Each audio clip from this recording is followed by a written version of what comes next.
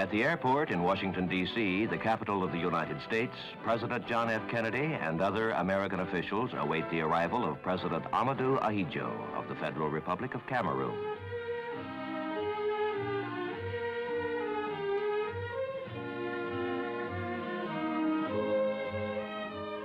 The first person to welcome President Ahidjo at the start of his official visit is President Kennedy.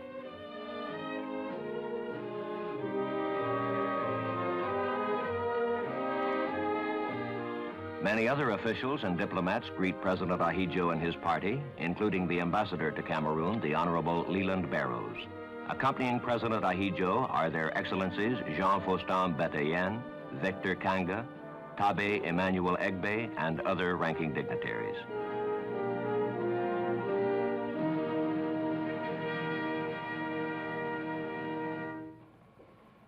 Mr. President, I want to welcome you to the United States and to this capital on behalf of the American people. I think all of us, living as we do, a great many thousands of miles from your own country, having a different history, separated in time and space, are impressed by the effort that you personally have made and your people have made to build a viable and strong economy and country. Mr. President, we're proud to have you as our guest.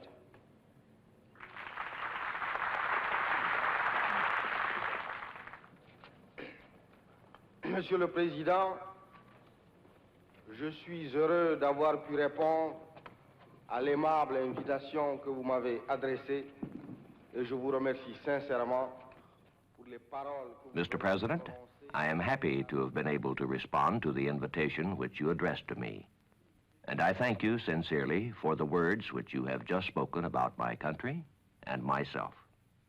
My joy on standing once more on American soil and being welcomed here by the President of this great nation is equaled only by the friendship which my country bears you yourself and the people of the United States. I bring you the cordial greetings of the entire people of Cameroon. Salut cordial du peuple camerounais tout entier.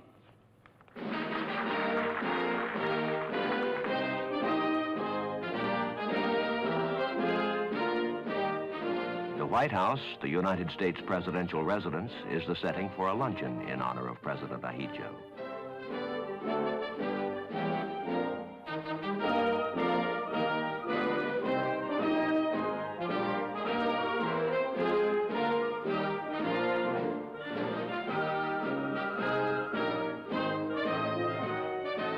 President Kennedy welcomes his guest.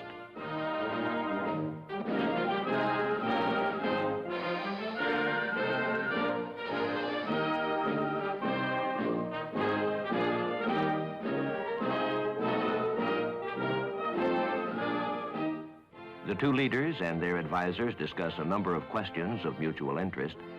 They note with satisfaction the efforts recently undertaken to create African unity and reaffirm the many goals and ideals shared by the United States and the Federal Republic of Cameroon.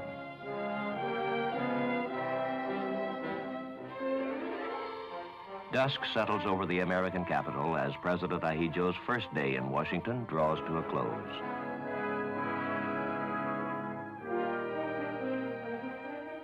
Next morning, President Ahidjo's day begins with a motor tour around Washington.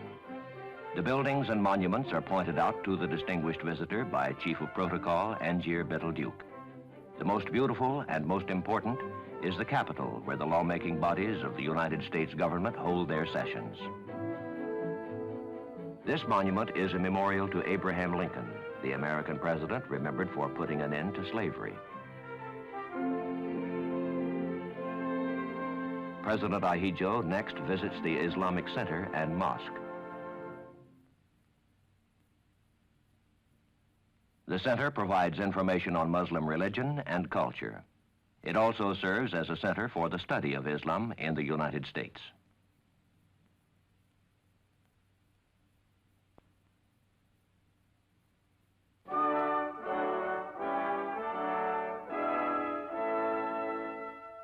That evening, a reception is given for President Ahidjo by the Cameroonian ambassador.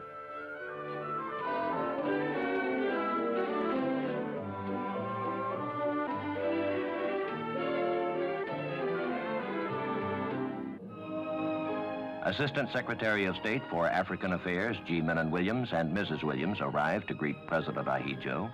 They are followed by Mrs. Dean Rusk, wife of the American Secretary of State. Others present are the chiefs of diplomatic missions to Washington and high American officials.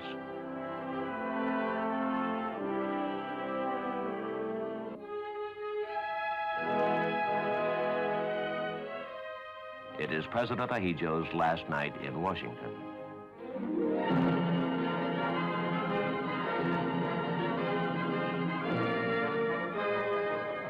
The following morning, he flies to New York, the largest city in the United States.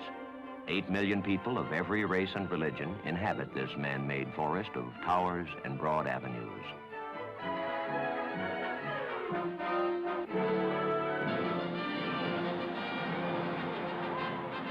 Paper serpentines and confetti shower down on President Ahidjo as New York extends him its traditional welcome.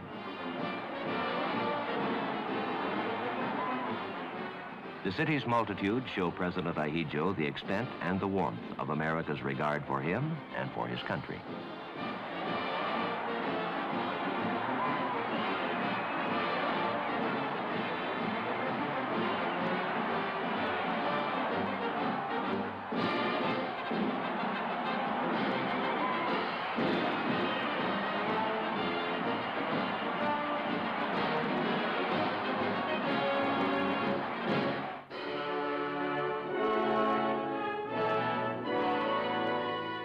The United Nations headquarters is President Ahidjo's first stopping place.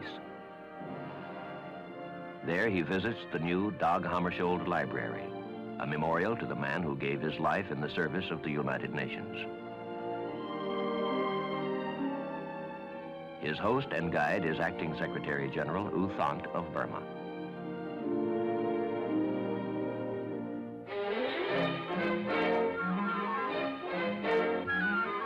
Leaving the United Nations, President Ahidjo travels once more within sight of New York's towers of steel and stone.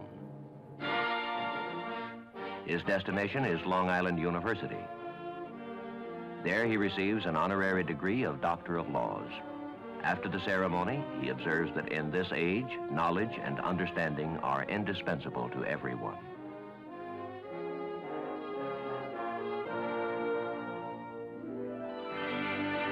At his suite in the Hotel Waldorf Astoria, President Ahidjo receives a visit from the governor of the state of New York, Nelson A. Rockefeller.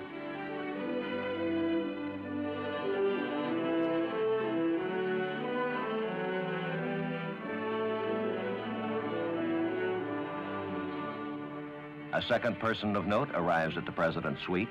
President Ahidjo has an exchange of views with Ambassador Adlai E. Stevenson, chief of the United States delegation to the United Nations.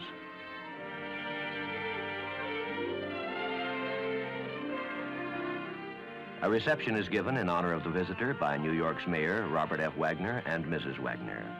The mayor expresses New York's pride and pleasure in being host to the distinguished president of Cameroon.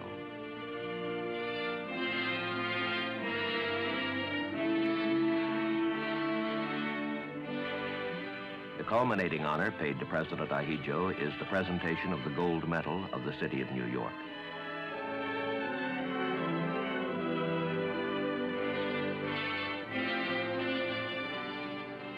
He also receives a plaque commemorating his visit to the city.